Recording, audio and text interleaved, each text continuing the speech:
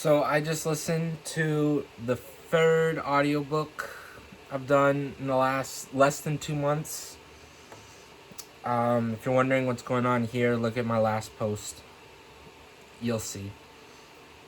But I just listened to the audiobook for Jurassic Park by Michael Crichton.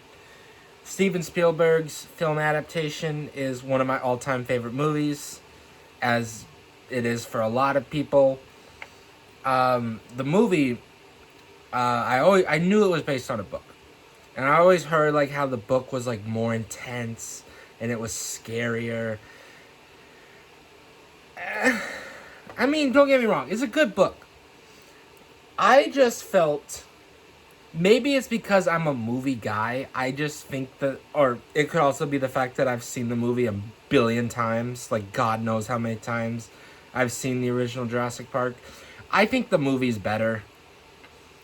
That's not to say that there aren't aspects of the book that aren't a little better.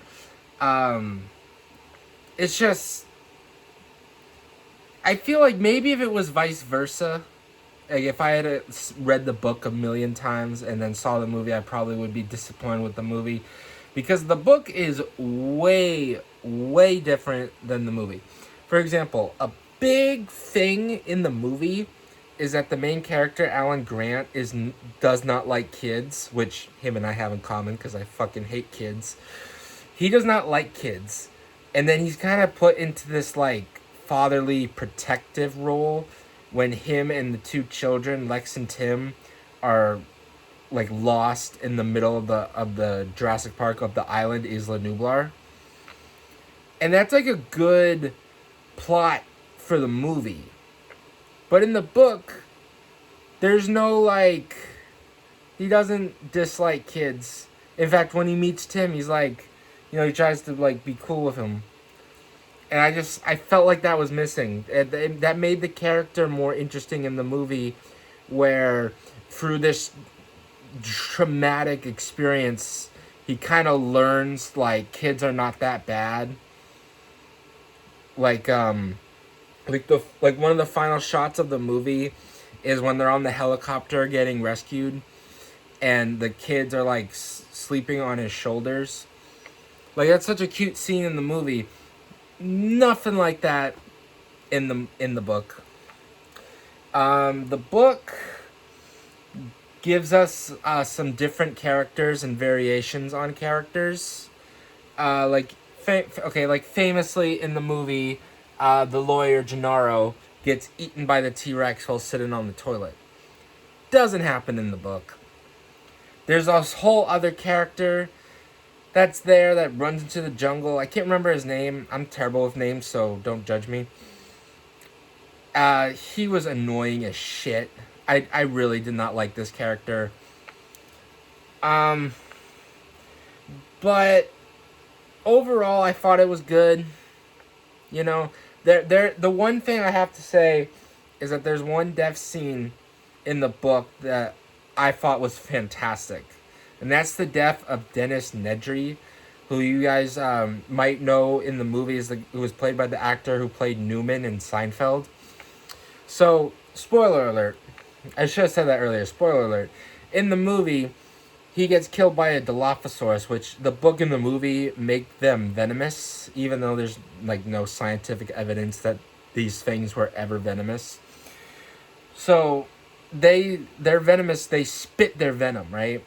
So in the movie, it spits in his eyes. He's blind. He falls down. He gets up, gets into his car, and it's in the car with him. And then it cuts outside the car, and we see the car shaking, and then we hear him screaming. PG-13 movie, PG-13 death. Really good for a PG-13 movie death, though, I will say. The book, Jesus fucking Christ, guys. The dinosaur blinds him, and he's in so much pain, and he can't see. And then suddenly he's like, "Oh my God, my stomach hurts," and he feels down, and he realizes that his stomach got slashed open. He's been disemboweled, and he realizes that he's holding his own intestines. And the way the book describes it, I felt like I was about to pass out. It was so intense. And then to make it worse, he realizes that the dinosaur has its jaws on his head and is picking him up off the ground. And like the last words of the chapter are something along the lines of, even though he knew it would be sooner rather than later, he wanted the pain to end. God damn. That was pretty fucked up. Anyway, that's my little mini review of Jurassic Park. Like I said, this is the third audiobook I've done. I did the original Dune by Frank Herbert, then I did the follow-up, Dune Messiah, which the new Dune movie, Dune Part 3, is going to be based on. I find that was terrible timing, or not timing, terrible thing they did, having the third movie be based on the second book, so Dune Part 3 is based on Dune 2.